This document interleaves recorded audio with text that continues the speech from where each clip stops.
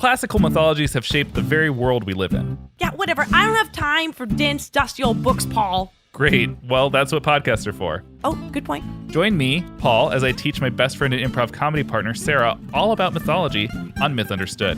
Mythology is frequently explicit, obscene, violent, and bizarre, though, right? Yeah. So there's a lot to joke about and improvise along the way? Yes. Oh. So come for the mythology and stay for the absurdity on Myth Understood. Available now at mythunderstoodpodcast.com and your podcast platform of choice. It's Myth Understood. It's the greatest mystery in literary history. A divisive question with highly contested answers. Who was the writer behind the pen name William Shakespeare? Welcome to Don't Quill the Messenger.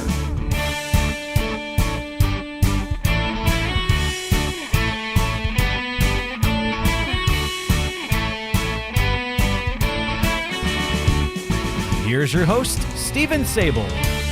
Welcome back, fellow Quillers, to another wonderful episode of your favorite Shakespeare Authorship Podcast, Don't Quill the Messenger. Before I welcome our guest for this episode, I'd like to conduct a little bit of business and start by saying how exciting it is to our team whenever we receive a notice that one of you has selected a patron level at our Patreon account. Even as little as $5 per month helps us get to our goal. And of all the podcasts out there to choose from, we thank you for choosing us as one of your favorites. If you haven't signed up yet, what are you waiting for? Head on over to don'tquillthepodcast.com, click the Patreon link to see a variety of exclusive perks available only to patrons, including that growing list of monthly bonus features. You'll learn more about this month's bonus feature later in this episode. Bonus features usually drop around the middle of the month, so watch for that.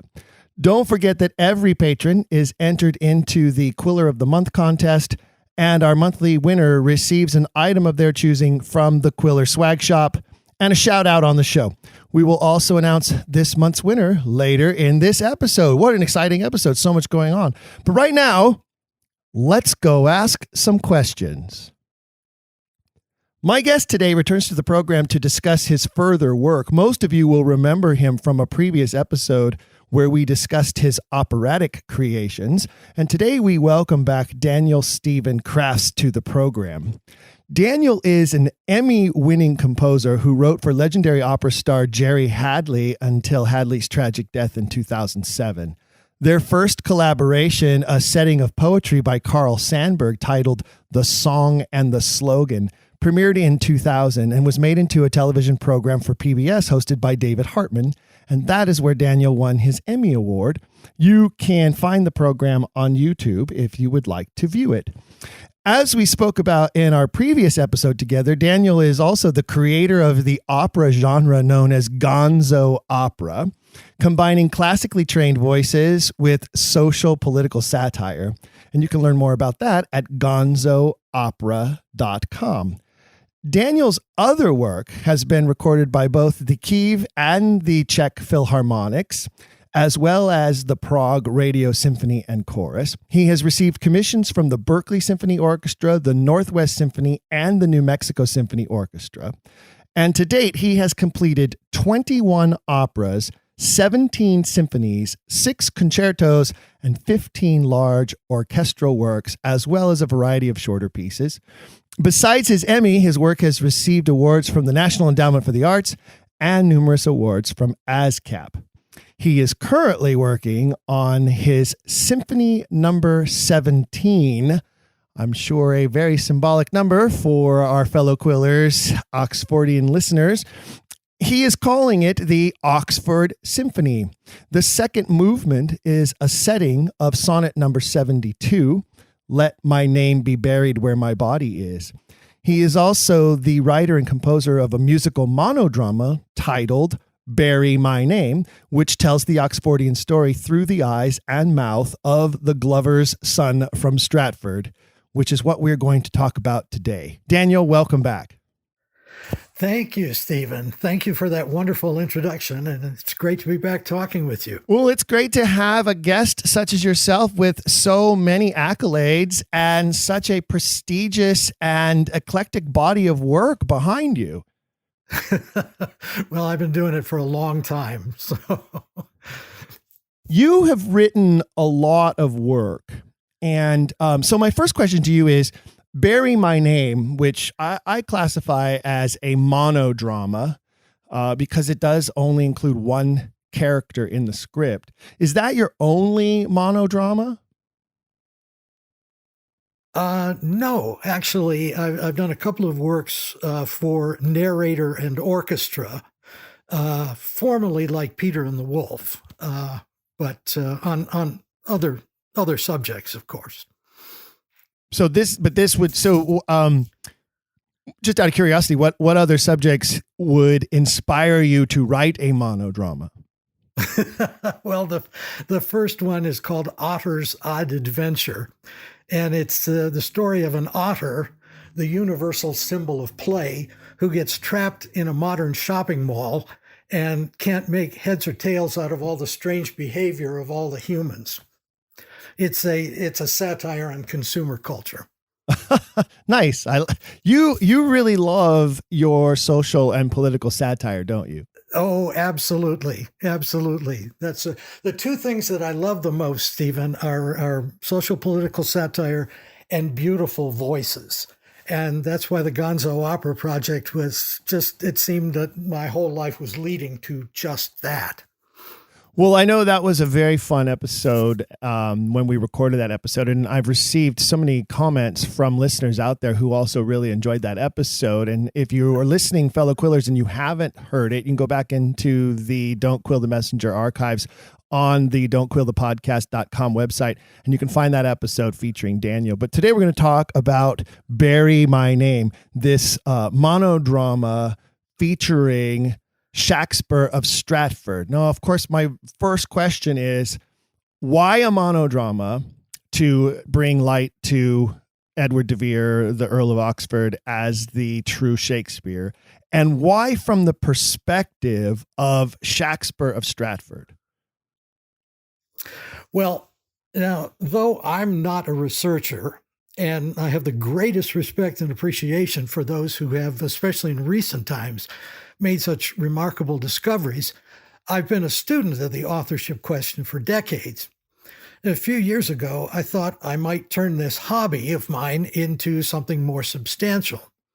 I had already done a setting for baritone and orchestra of the so-called mad scenes from King Lear, and I had done a song cycle of 6 of the early poems published under the name of Edward de Vere. So I had already done some setting of Shakespeare, but I wanted to do something on the authorship question.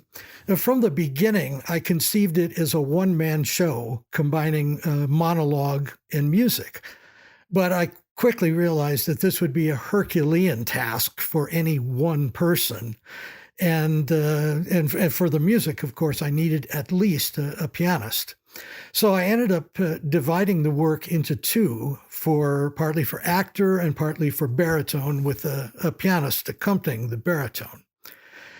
I envisioned both of them being dressed exactly alike in the costume of the traditional-looking Shakespeare, and the lights would go up on either one depending on who was speaking or singing. And the idea was to tell the story of the authorship subterfuge, but in a humorous way, put in as many jokes as I possibly could. The great challenge was to keep the story interesting without overloading the listener with too many facts and figures. And that, as you well know, is a huge challenge, because the one thing we can all say for certain is that this is a really complicated story. And that always puts us at a disadvantage. But, that's reality. A good story has a clean narrative with clear motivations. Reality just isn't like that. Not at all. Reality is messy, full of stops and starts and dead ends, false beginnings, often illogical motivations. And this story, the authorship story, is full of those things in spades. So anyway, I set out to tell the story in as entertaining a fashion as possible. And while I've stayed within the bounds of known facts, a few interpolations were necessary to move the story along, but I wanted those interpolations to be consistent with known facts. In fact, I even consulted with the excellent biographer Mark Anderson on a couple of points. He was kind enough to take time to tell me that, yes, both speculations were perfectly in keeping with what we actually know of the story. But it has always been my intention to revise the text whenever any new information came to light or whenever I thought of any more jokes. So while the music may be, the text is not written in stone. In fact, quite the opposite. I'm always willing to revise it or revamp it in any way according to any new facts that come to light. I'm glad you mentioned that, because one of the things, I'm familiar with, being an actor and a producer and director, I'm very familiar with a lot of the work that is out there when it comes to monodrama. I have some of my own favorites. Darrow is a great one about Clarence Darrow and his life. John Barrymore, there's a wonderful script that was made very popular by Christopher Plummer. Yes, performing I have the role that. Yes, of Barrymore. Yes. There's a Lincoln one that I've always thought that I might do because I am 6'4", but I'm not sure I want to grow the proper facial hair to make it happen. Although I do have a very prominent nose, so I could possibly pull off a Lincoln. There's a great one, Al Capone, and but again, I would have to shrink about a foot and put on about 100 pounds to play Al Capone. But that would be dedication. Yes, shrinking the foot would be really the challenge, I'm sure. One of the things that I have found in many of the more intriguing and successful monodramas is that they include moments when the character relives incidents from their past, often speaking to or reacting to unseen characters on the stage, having one-sided conversations even. Is there any thought of possibly including something like that? Perhaps even a conjectured meeting with De Vere or anything of that nature that sort of introduces other characters without introducing other actors? Oh, very much so. Very much so. He talks about a number of other characters. He talks briefly about meeting De Vere, and he has some great things to say about Ben Jonson, who even after 400 years, he still hates Johnson's guts for any number of reasons. You asked me why I cast it in Shakespeare's voice. Yes. Well, I would not think of presuming to put words into the mouth of Edward de Vere, his ghost or otherwise. That for obvious reasons, I think. But I'm perfectly happy to put words into the mouth of the man from Stratford. Now, in the work, what I hope will become immediately understood is that this is Shakespeare's ghost who's been around since his death and is speaking to us today. He's an omniscient presence who knows everything that we know, and of course a good deal more. He knows exactly what happened in the authorship cover-up. His character has mellowed during the last 400 years. He realizes he wasn't exactly the nicest person. If we remember, he was constantly suing people for small amounts of money. He even threatened the life of someone in London. He was deemed a wicked person by the Stratford Town Council for holding grain during a famine. And he regrets that he was not such a good person at the time. But he still finds he has some problems with some of the things that happened. One point, he still considers Ben Jonson his mortal, if you will, enemy. Shakespeare, as you'll remember, applied for and received a coat of arms, though we know he bribed the official, which bore the motto, "Not without right." Well, Johnson in his play Every Man Out of Humor lampoons this as not without mustard. And Shakespeare, 400 years later, is still livid about the insult. He makes a number of caustic comments about people at the time. He's reformed, but not entirely. But above all, he finds it immensely ironic that the world thinks him the greatest English writer, but he's perfectly happy with that situation. You know, that calls to mind The Taming of the Shrew, where, you know, you have this very interesting prologue beginning with Sly and the lord that he becomes in his drunken slumber. And then, you know, really, The Taming of the Shrew is technically a play within a play in a lot of ways. It's hardly ever produced that way. Those prologue scenes tend to be cut by most producers who put on the production, including myself, I have to admit, because it just confuses and convolutes the audience unless they are Shakespeare authorship, you know, schooled.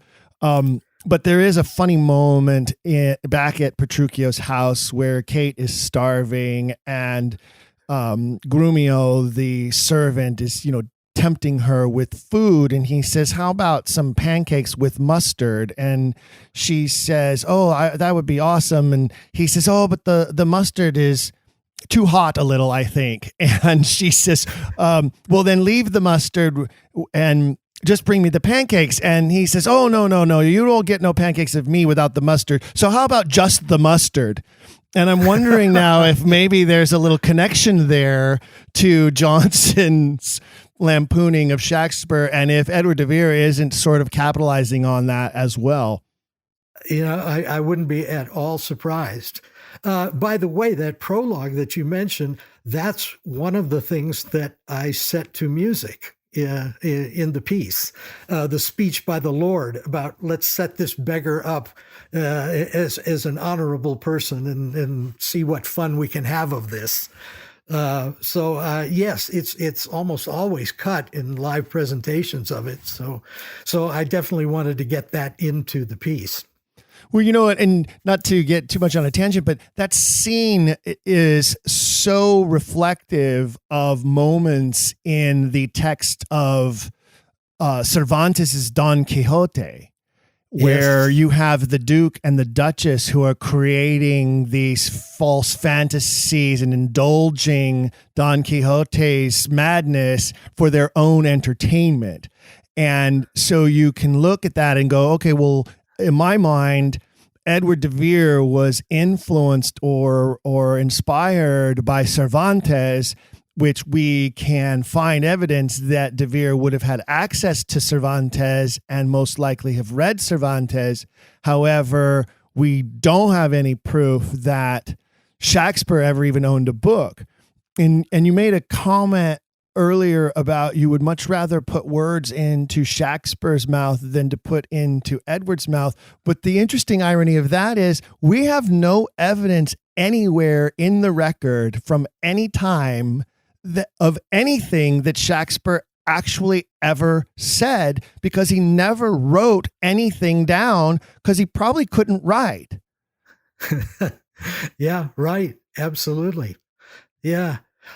Interesting to your Cervantes point, Mark Anderson speculates that de Vere was in one of the cities in Italy at the same time as Cervantes when de Vere made that challenge in combat to any comer. And Mark Anderson speculates that perhaps Cervantes took de Vere as his model for part of Don Quixote. So here you have two writers stealing from each other, perhaps even. It could well be. It could well be. It was perfectly possible. Well, I happen to be rehearsing an idea of the actual writer of Shakespeare as being the prototype for Don Quixote. As we record this episode, I am in the middle of rehearsals. In fact, about to go into Tech Week. I'll be playing the title role of Don Quixote in a stage adaptation of Don Quixote, which is why it's so fresh in my mind right now. Sure. Very good. Yeah. So one of the other things I wanted to ask you about is, I have seen, talking about monodramas, I've seen the enhancement of monodrama through elements such as recorded music tracks, projected visuals. There's a great one about Van Gogh, and it of course includes projected visuals of his paintings while he's discussing his life. There are even some that have voices from the tech booth, such as Barrymore. There is a character, it's like a stage manager character who speaks from the booth in that play, even though you never see that character on stage. There's a similar convention in the Lincoln piece that I was discussing a moment ago, but I'm not certain I've seen anything like what you've created here through musical composition and this, these baritone vocals. Yeah, this is completely low tech. There's no recording involved in this. It's all done live on stage. I think one thing from an actor's point of view, breaking up a long monologue is always welcome, as I'm sure you'll agree. Yes. Interspersing speech and song has a very long tradition. It actually even goes back to, that's what Greek drama was. The chorus was sung and other parts were spoken. So it would go back and forth between music and monologue. In modern times, one can think back to Carl Sandburg. During the Depression, Sandburg would travel around the country making political speeches on behalf of working people. But he would intersperse the politics with folk songs. And that made the message go down so much easier. And indeed, it was this tradition that gave rise to people like Pete Seeger and Woody Guthrie, and even later Bob Dylan. So the form of speech and song has a ripe history, long history. And by trade, I'm a composer first and foremost. And as I say, I had already set bits of King Lear and some of the early De Vere poems and that. So it seemed like a logical thing to do at that point. And I'm hoping that the text comments on the music and the music comments on the text as they go back and forth. Now, you've suggested that this is designed for what would be three entertainers working in collaboration, right? The actor speaking the spoken word, the baritone doing the vocals, and a piano accompaniment. Could you not have one performer deliver the spoken word and the vocals if they were, what we call a triple threat in the entertainment industry? Well, that's what I had thought of originally. But as I got into it, I thought it's a whole lot of memorization. And most opera singers are not really trained so much in that, unless you're a Wagnerian and you really can memorize a huge music drama by Wagner. I think it would be really difficult to find somebody who could pull off the whole thing. I think it'd be so much easier with an actor and a baritone sharing the stage back and forth. How did you choose the songs and the themes for the musical aspects of the piece? Based on what just came to mind from telling the story, what seemed to illustrate points in the story that I was making. I've used, of course, passages from the plays, both familiar Shakespeare, long passages, short songs, and finally one of the sonnets, and unfamiliar Shakespeare. One wonderful passage from the Book of Thomas More, which I think virtually everybody agrees that Shakespeare, whoever he was, wrote at least part of it. And I carry around this speech from Thomas More. I have it in my wallet, and I love to read it to people. And if you wouldn't mind, I read it for you now. It's of course, fairly please. short. No, we'd love to hear. At the time, At the time that the play takes place, there are riots in London. The townspeople are up against immigrants. They're ready to go. The Elizabethan version of packy bashing at the time. And according to history, Sir Thomas More stepped forward and gave an oratory that quelled the crowd. And this is Shakespeare's version of what Thomas More said to the crowd at that time. Imagine that you see the wretched strangers, their babies at their backs, with their poor luggage, plodding to the ports and coasts for transportation, and that you sit as kings in your desires, authority quite silenced by your brawl. And you, in ruff of your opinions clothed, what had you got? I'll tell you. You had taught how insolence and strong hand should prevail, how order should be quelled, and by this pattern not one of you should live an aged man.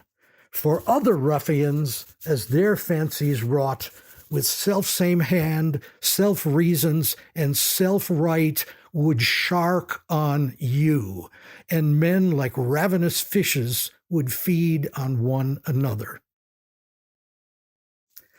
That, to me, symbolizes Shakespeare's humanity every bit as much as Portia's mercy speech The does. quality of mercy. Yeah. Yes, exactly. Yes, it's such a beautiful speech, and I have no problem believing that Shakespeare wrote that wonderful speech, if not the whole rest of the play, for that matter. That's very interesting. It's also very timely in today's. Well, it's timeless. Exactly, is what it is. Exactly. But, it's probably, you could go to just about any decade or era, and it would be timely in one way or another. Unfortunately, so. I think you're exactly right. I love that imagery, though, and that phrasing to shark upon you and like ravenous fishes feed upon one another. Yes. Isn't that wonderful? Yeah. Only he could come up with a beautiful image like that. And only somebody who had sailed the seas and knew what a shark really was, I think, could possibly, or who had seen something of the nature of an animal that had died in the ocean and the way that the fish come and sort of swarm around it and pick it to pieces, Very good, Stephen. I hadn't thought of that. That's exactly right. If you haven't witnessed something like that, how could you create that kind of imagery in written word? Right. Yeah, most Londoners, the water that they had seen would probably be the Thames and maybe nothing beyond that. Yeah, this is just somebody who'd seen the ocean. Absolutely. It had to be. Very good. Very good. Yeah. And deep water too, in order to have witnessed anything like that. So yeah, I mean, that would certainly fit our guy, wouldn't it? Yeah, absolutely. Pirates and all. Absolutely. So, bury my name. What do you figure? I've read through the text, but it didn't have recordings of the music. You obviously didn't have that to supply. But I read through the text. I didn't have a chance to look at lyrics. But what do you figure the runtime is of the piece? Well, 2 acts. It would be in 2 acts, maybe 45 minutes each, something like that. Okay, so a standard runtime of most regular plays is approximately an hour and 45 to 2 hours long with an intermission. Yeah, I think that would probably do it. And has the work ever been produced or presented anywhere? Well, I have read the text myself to groups of friends. I can make them laugh with it. That's important. So it is, because that's, you can get groups of friends to tell you anything you want to hear, but laughter is involuntary. So if you can make people laugh, that's genuine. So that's, it's gone over very well a couple of times that I've read it. I often get groups of friends together. I'm capable of getting groups of friends together to tell me that I should direct a play, and then they often regret it. well, I don't know. Stephen, I was wondering if you would have any interest yourself in playing the character of Shakespeare. Now, I've never had the privilege of seeing you on stage, but I have heard you act a couple of times on these podcasts, and you're very good. And I know you have a great sense of humor, and certainly you know the material backwards and forwards. I would think you would be an ideal person to do the monologue part of it if you had any interest in it. Well, and one of the reasons I had a feeling that this topic was going to come up at some point today. And one of the reasons why I asked you about the idea of someone doing both is I do happen to sing I think a very rich baritone when I need it. So I was curious about that. I don't have any formal opera training. I do have some formal vocal training, and I have appeared in a couple of operas in my time, but really? Oh yeah. The very first one I did was La Fanciulla del West. Really? Yeah. Really? What Puccini? Part? No. What part in the opera? I was in the chorus, and I was 19 at the time, so this is many, many years ago. And it was at a facility called the Redlands Bowl, which is where I actually had my Shakespeare festival for about a decade back in the day. I was in La Fanciulla. This is a funny story because, La Fanciulla is set in the Sierra Nevada mountains, and they're frozen in, they're snowed in. It's a terrible snowstorm.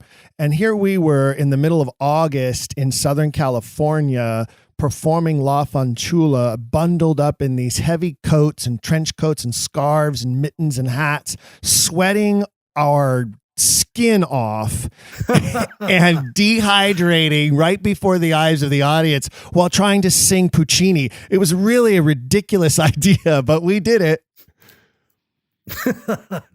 Well, that's getting into character for sure. Yeah, that's a true story. I felt like Morales in a chorus line. Be the ice cream cone. Yeah, well, when you're from Puerto Rico, it's not so easy to imagine, feeling the snow flurries of a bobsled. Well, that was the mindset we were all in. So here we are, it's 100+ degrees out on a concrete stage, and pretending we were freezing in the Sierra Nevadas. So that was my very first exposure to opera. Well, you'd have a chance to do the so-called mad scenes from King Lear: blow winds and crack your cheeks, rage below. So it's another climate disaster in that. Yeah, and there's another reflection upon Don Quixote too, right? Like there's Lear who is mad through the great bulk of this play. Then there's this tremendous storm, this huge occurrence that occurs that suddenly snaps him back to reality. And yes. then and that's the climax of the play. And now, it's the denouement occurring, and we unravel the knot. And he, of course, has his tragic death in the end, but not before one final heartbreak, with the death of Cordelia. But it's a very similar character arc, isn't it? It's a very similar path that these men go on in this journey. Well, it's interesting that they're referred to as the mad scenes, but in a way, it's Lear actually finally coming to reality. It is. He's been mad otherwise. He's certainly mad in the beginning when he asks the daughters to tell him how much they love him. I mean, that's pretty crazy. But finally, it's only in the mad scenes that he really realizes what's actually going on. And the one thing that really caused me to want to set it to music is, again, just the tremendous humanity that Shakespeare shows, where Lear finally realizing what's happening, where he says, "Poor naked wretches, whosoe'er you are, that bide the pelting of this pitiless storm, how shall your houseless heads and unfed sides, your looped and windowed raggedness defend you from seasons such as these? Oh, I have ta'en too little care of this. Take physic, pomp, expose thyself to feel what wretches feel, that thou mayst shake the superflux to them. It's finally he's realized, I was king. I could have helped these poor people. Why didn't I do that? I'm realizing now what a terrible king I was.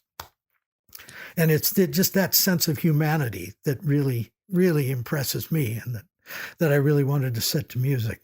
You know, I've always had the idea that Lear is one of the 37 that I have not done.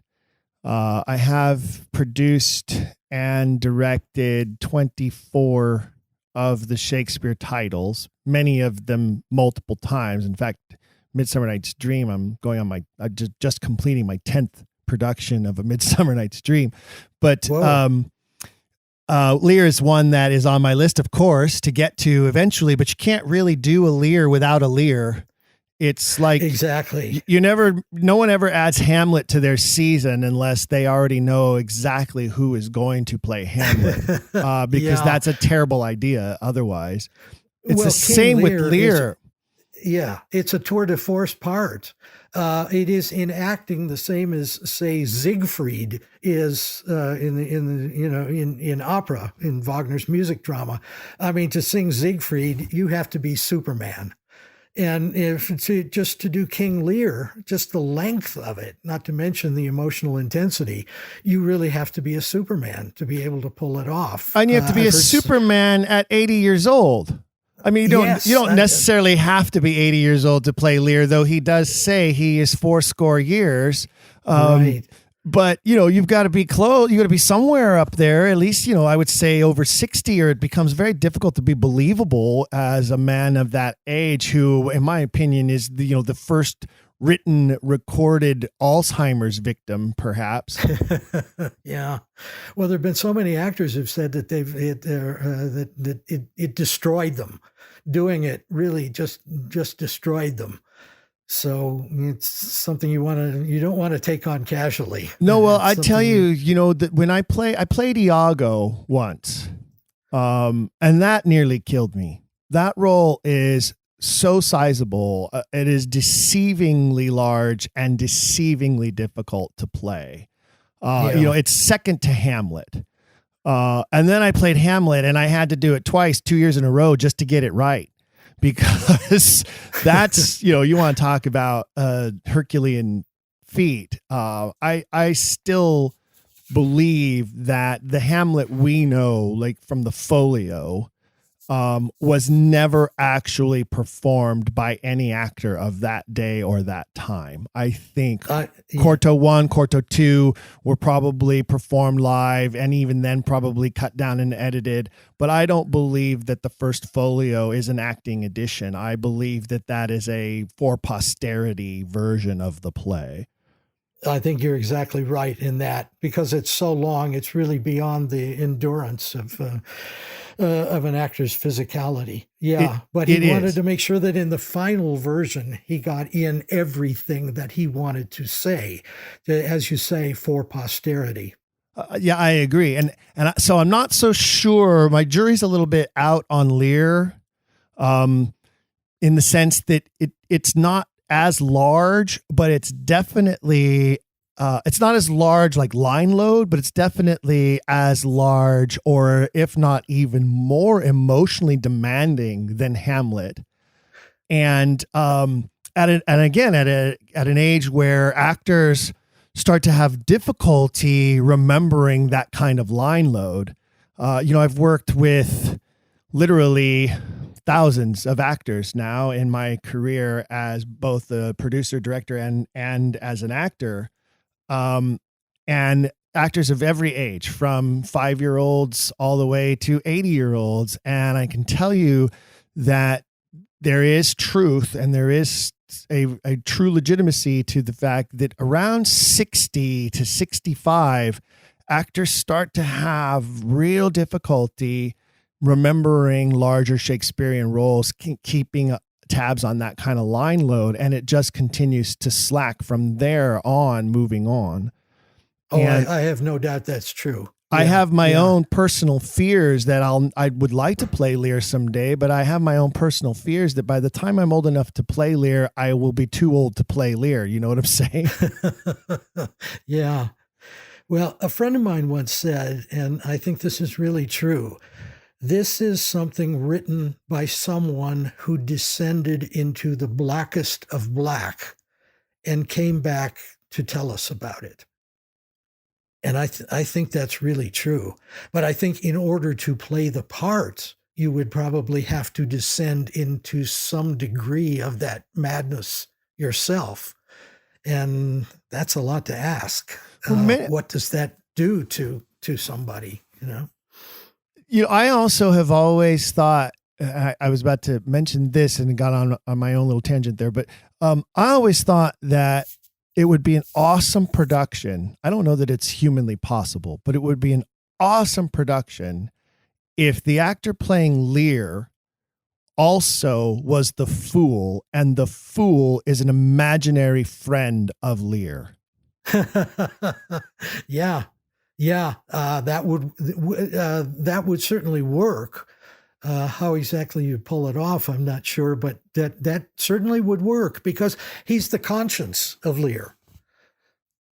Yes, he is. And, you know, and trust me, because I've examined this, there are only 2 instances in the text where other characters actually refer to the fool, like address the fool directly. Mm-hmm. And those could easily be played as those characters are placating Lear by addressing his alter ego. And then one of the things that you notice, and a lot of directors have had difficulty with this, and I've even seen it, there are even film versions where they have a murder scene where the fool is murdered. There's a famous film version where they hang the fool, which is nowhere in the text at all, by the way. The fool just disappears. The storm happens and the fool disappears, ironically, coincidentally, right as Lear regains his lucidity. So that lends more to the idea that the fool is a product of his madness, a product of his imagination, and not a real life character. Yeah, I like that. I like that very much indeed. Do you want to know what that line load would be, though? Not to mention, you'd have to have an actor who could, on stage before our eyes, switch physicalities in talking to himself. Like a Jekyll and Hyde kind of a thing, right? Yeah. Well, maybe that could be done as a recording to play, you know, in echo or something like that, as he thinks to himself. I guess I'll have to become a filmmaker because it'd be a lot easier to do on film than it would be to do live on stage. Yeah, I think that's a good idea for something to do it as a film. Yes. Now, switching gears for a bit here, back to opera and composing. A lot of Shakespeare has for a very long time been the source of inspiration for many artists in many ways. You know, one of the most beautiful ballets I've ever seen is Romeo and Juliet. Yes. It's a fantastic ballet, and it's so beautiful if you've got real skilled dancers. I was fortunate enough to see the Tolstoy version. No, wait a minute. What am I saying? The Bolshoi. Thank you. Bolshoi Tolstoy. Wow. There's a literary reference that has nothing to do with anything we were talking about. The Bolshoi Ballet out of Moscow. I saw them at the Amundsen Theater in LA do Romeo and Juliet. And it was such a beautiful, beautiful performance and so moving. But also, Shakespeare has been the source of many inspired operas. But I don't believe that Lear is one of them. Have you thought about completing a full opera version of Lear? I think there was one done, and it was terrible because it was all in that dissonant style. I mean, if you can imagine, 3 hours of music that sounds like it's all wrong notes, in Lear singing stuff that has no melody to it whatsoever. I think there was done like that, but no. No, I would not be interested in that. Thank you. Yeah, no, you definitely want to stay away as far as you can from that. Well, I'm such a big proponent of melody. I believe, especially in opera, if you don't have strong, clear melody, you don't have an opera. How much Lear would really lend itself to melody, I'm really not sure. And actually, that's a lot of my criticism of some of the operas, especially the Italian versions of Shakespeare. I'm not really impressed with them all that much. I have thought about it, but I don't know if I could make it work. I've seen Verdi's Othello, the film version starring Domingo. That's as good as it gets. I think you're right. And that's a very, that's a good version. And those of you who are listening, if you want to go dabble into a taste of some Shakespearean opera, I would say that's definitely one to see. I have not seen the Macbeth. Oh, don't see it. If you can imagine Macbeth set to Pa music. Oh no, that would be terrible. Yeah, it is. I know opera fans will hate me for that, but I just, I'm not impressed with it at all. Well, I trust anyway, you. Look, you're an Emmy-winning composer, so I trust your opinion more than mine. The other, let's see, Falstaff. It's not technically a Shakespeare play, but it's all of the Falstaff scenes, sort of like Chimes at Midnight, sort of set to music. Yeah. Right? Yeah. Well, I much prefer. Yeah. Chimes at Midnight. I love that movie. Orson Welles is the perfect Falstaff. I've always been very impressed with that. And I was very happy to finally get a DVD copy of that. I feel like later in life, Orson Welles tried to be Falstaff. I think he did. Yeah. I think he did. Yeah. And then unfortunately he, I think what a lot of younger people remember him for is those terrible wine commercials. Yeah. Yeah. I don't remember the brand, money, I think, but I don't remember the name of the brand, but I remember it was, the slogan was, "We will serve no wine before it's time." There were many parodies done of that. Yes. as it went on. Do you have a favorite at all? Do you have do you have a Shakespearean opera that you would say is the one you think is the best of them all? I would say the Prokofiev ballet Romeo and Juliet that you mentioned. Yeah. Well, that would be my favorite setting of Shakespeare by anybody. Yeah. But what about vocals? I'm sorry. What about what? What about vocals? What about actual opera? Because Prokofiev, that's the ballet. Oh, right. Oh, not really. I'm somehow they just don't convey to me what the plays are all about. They may succeed in their own right, but it's a completely different experience altogether. So. I think Much Ado About Nothing would make a great opera. It could. I think there are many that could make good operas, depending on the librettist and the composer's vision of it for that. It's got the great humorous elements to it, but then there are also some very dramatic moments to it. I think in my mind, it's one of the most perfect plays ever written because of its combination of all of the drama and the humor that you find in that play, as well as the richness and strength of the characters that are represented there. But, I could imagine Benedict singing a funny operatic song about how he'll never get married and how women are terrible, and then Beatrice singing, her own version of a similar, and they could even, you could even turn that into a duet of some sort, like sort of a fugue even, which would be really interesting. There is an opera, I forget it, on that by Berlioz, actually, where he takes bits and pieces. The problem is, unless you're going to set the Shakespeare word for word, you'd need a librettist to convert it into a libretto, into singable language. And that gets into all kinds of problems. And I've many times I'm not happy with the solutions that people have come up with in that regard. So that's in this piece. I've taken no liberties whatsoever. I've set exactly the Shakespeare words, not changing anything at all.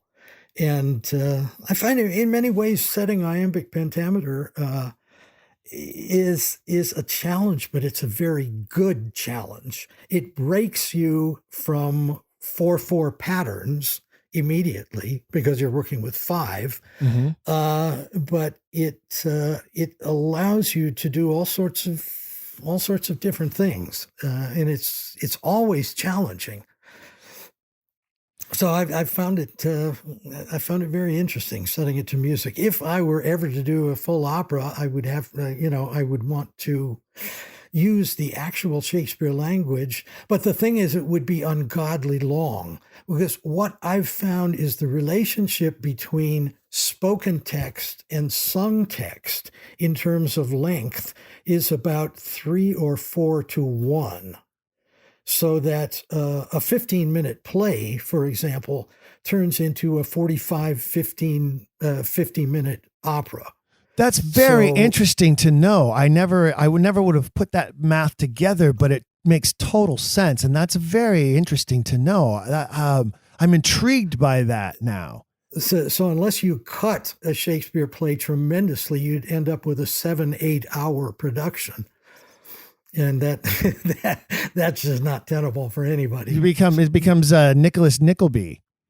Right. That's a musical for listeners who aren't familiar with it. It's a Broadway musical, and it's like an 8-hour. You come and watch it over 3 nights. I think is the way it's designed to be performed. And I think the novelty of that made it more popular than the actual music or the content of the text of that particular show. Iceman Cometh, isn't that another one? Iceman Cometh is a straight play that's like 3 nights, and of course there's the Angels in America as well. That's like a 6-hour play, I want to say, over multiple nights. Well, there's always Wagner's Ring, of course. That was the first. That takes place over. It's four music dramas that take place over 4 nights. But to break a single Shakespeare play into 3 or 4 nights, I don't know how that would work. I have to agree with you. Although there are many companies that will do, say, like Henry IV Part 1 on one night and Henry IV Part 2 on a second night, and do those in a rotation. I've seen that happen. Right. Many companies will do them in sequential order year after year. So you do Henry IV Part 1 this season, and the next season it's Henry IV Part 2, and then the third season it's Henry V to complete the trifecta there. That's commonly done. So one of the things I wanted to get back to is because I'm so flattered by your suggestion that I should look into playing Shakespeare in your monodrama, Bury My Name. I think you do a great job, Stephen. Because of the things I think you've got a great sense of humor, and the character needs to have a good sense of humor. Since I don't want to overload the audience with facts and figures, so you have to keep it light and keep the comedy coming, and I know you can do that. So I think that would be a really good fit. It is a super heavy line load, though. I did read through the text, and it is a lot of text to memorize. And I'm perfectly willing to take suggestions as far as cuts, revisions, anything like that. I always intended the text to be constantly under revision for whatever purpose, really. So if it's too long, that's fine. It could certainly be cut. Well, we would have to have some further discussion about what it would look like to premiere this fabulous work. I would be honored to be involved in a world premiere of this brand new work, as it were. Well, and anything to tick off the Stratfordians. Right. You know what I was going to say is, and here's some of my dry sense of humor coming out, is somewhere deep in my bones, the idea of playing Shakespeare of Stratford kind of doesn't sit well with me. Oh, really? I don't know that I want to be that guy. I have such a vehement dislike for him that I don't know that I want to personify him in front of an audience. Well, I understand that perfectly. That's why I created him as someone who's lived existed another 400 years and has mellowed out a good deal in that time and has learned from his mistakes, at least to a certain degree. He's not now that character that he was back in the 16th century. Well, it's not the same man. And I do have to admit that I do blame him for something that he is most likely blameless for, which is receiving credit for all of these works that do not belong to him. And I'm pretty convinced that he really had very little to do with that, if anything at all, and may not have even known while he was alive that he would end up being considered this way and have this notoriety. Well, that's what I have him say in there, that it turned out one of the greatest ironies of history, that I would become the greatest of all English writers. He still finds that just incomprehensible. Yeah, well, so do I. Well, there you go. You could pull that off perfectly. Well, real quick before we wrap up, I wanted to touch just briefly on your Symphony number 17, the Oxford Symphony. I don't want to go into too much detail here because we're going to do a separate episode on the symphony that is going to be this month's bonus feature, which will include a recording of one of the movements from the symphony in the bonus feature. So listeners can look forward to that. But let's give them a little tease. Let's give them a little hint about what they can expect us to talk about in that bonus feature about Symphony number 17. Well, for a long time, I've gone back and forth between writing opera and writing symphonies. And I said I turn to the symphonic form when I'm between librettos.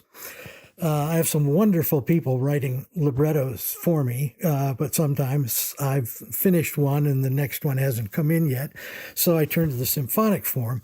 And I did that earlier in the year, and I realized I really hadn't thought about it, but I realized, this next symphony is going to be number 17. 17. Now, where have I heard that number before?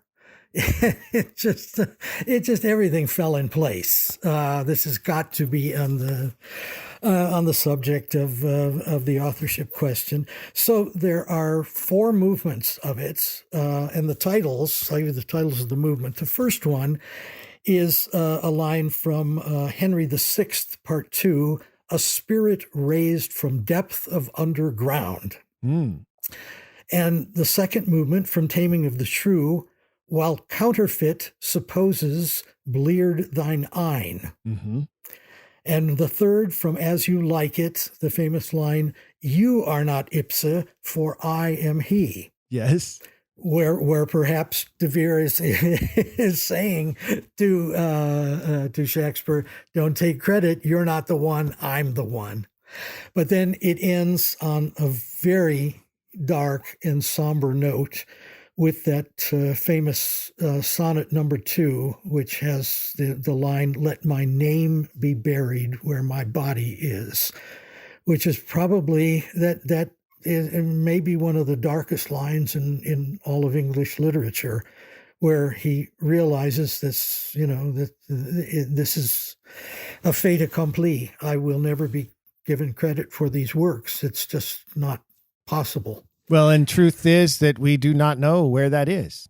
So Yeah. if his name is buried where his body is, we don't know where his body is. So therefore, we do not know where his name lies with him.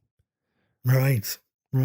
Wouldn't it be wonderful if someday somebody is, breaking ground somewhere in Hackney to build a shopping center and they find a casket full of manuscripts and the corpse of Edward de Vere?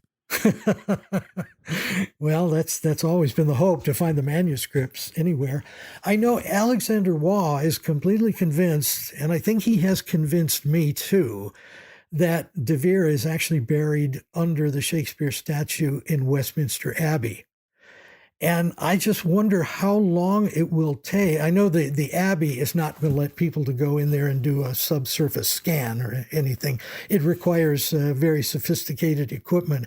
But I just wonder how long it will be as technology, moves forward in leaps and bounds, till maybe you can, on your phone, you might have an app that allows you to do a subsurface scan.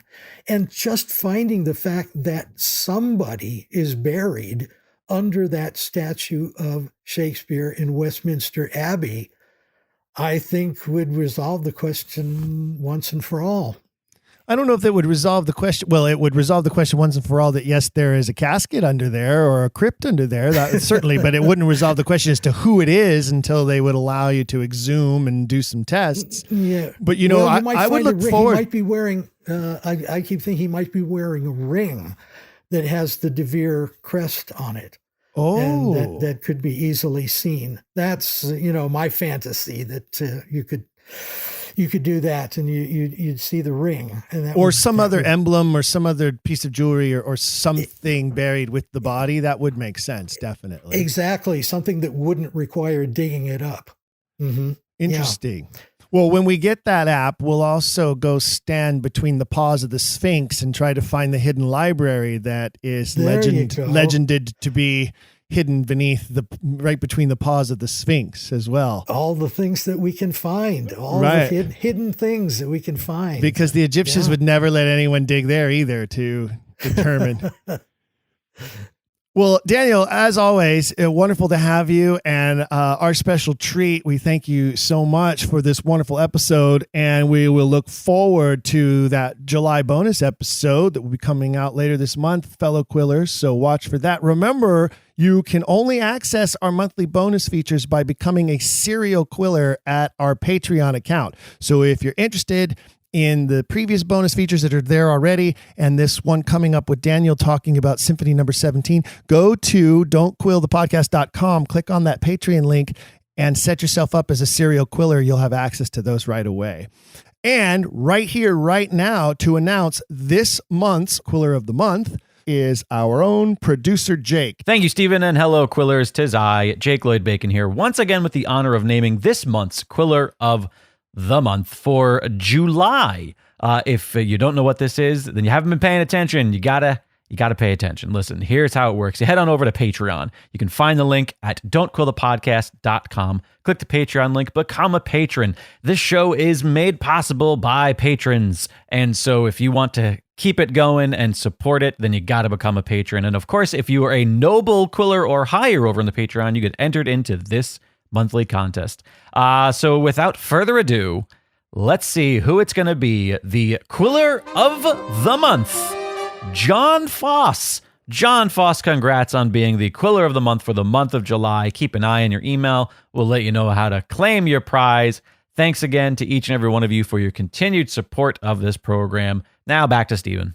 Thanks, Jake. Appreciate it. And congratulations to our winner. I want to take a moment to say how proud I am to be the host of this podcast and part of the Dragon Wagon Radio network of programming.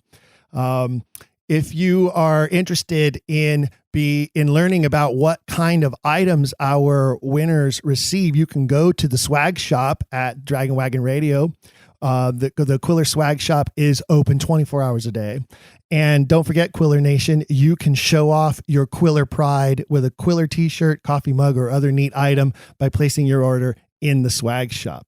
Coming in future episodes, I will be speaking with an international guest who is very disheartened by the lack of motion in what we call this Oxfordian movement. He and I will discuss his astounding research, the resistance he feels he has received from established Oxfordians, and the lack of any true effort to recognize the international importance of the Shakespeare Authorship Question and more. My guest will talk about how this is not just an English-speaking world problem. In August, I will be traveling to New York to meet with one of our favorite guests, my friend Hank Whittemore. Together, Hank and I will sit down and record multiple episodes and bonus features. We're also going to be working together on his monodrama titled Shakespeare's Treason, with the goal of converting it into a piece that can be played by any actor anywhere in order to encourage productions of that play across the country. And also, my wife Annie and I are finalizing the adapted script for a staged reading of Venus and Adonis, which will soon also become a new bonus feature for you Quillers out there. And I'd like to shout out to Ernest Moncrief of Columbia, Virginia. Ernest wrote a letter to the editor of the Shakespeare Oxford Fellowship Quarterly newsletter back in the winter edition, encouraging such a recording of Venus and Adonis, and we are going to fulfill his wish. In his letter, he intimated that he gave a donation to the SOF earmarked for that purpose. Ernest, if you're listening, I have never heard anything further about it from them, but we're going to do it for you anyway, buddy. And I hope you received a refund for your earmarked donation. You could send that to us, however, if you go to our Patreon account. And of course, you can imagine I'm not one of the establishment's favorite people right now because I'm doing everything I can to pressure the establishment to get progressive, embrace new ideas, break out of the elitist club attitude and mentality, and create a professional, multifaceted 5-year plan for accomplishing real established goals. And that said, I'm continuously humbled by those of you who have regularly written to me to share your support, ideas, and suggestions about how to move this Oxfordian position forward in the world. Remember, Quiller Nation, you can write to me too. Send me an email to contact@don'tquillthepodcast.com. contact@don'tquillthepodcast.com. One more thing, loyal Quiller Tim Price sends some suggestions to fellow Quillers of a couple of podcast series out there that he thinks might provide some additional context for you listeners. Tim recommends Not Just the Tudors and Gone Medieval. So those are two different podcasts that you can find out there that sort of, connect to Elizabethan England and Shakespearean studies. So again, they are Not Just the Tudors and Gone Medieval. Thanks, Tim. I'll have to check those out. Would love to receive your ideas and comments. Send your suggestions, requests, and comments to contact@don'tquillthepodcast.com. Let's keep this conversation going, shall we? In conclusion, I'd like to thank once again my guest, Daniel Stephen Crafts. Learn more about what Daniel is doing at www.dscrafts.net. That's crafts, crafts, like crafting. dscrafts.net. And watch for this month's bonus feature with Daniel to drop later this month. Until next time, fellow Quillers, say it with me out loud so that everyone around you can hear it. Keep asking questions. If you've enjoyed today's episode, please leave a rating and review in your podcast player. For even more, visit our website, don'tquillthepodcast.com. There you can find official merchandise in our shop, as well as a link to our Patreon. This show is made possible by people like you. We hope you'll consider showing your support by becoming a monthly patron, where you'll receive bonus material and tons of exclusive perks. You can also join in the conversation on our Discord and by following us at Don't Quill the Pod on all social media. All of this can be found at don'tquillthepodcast.com, don'tquillthepodcast.com.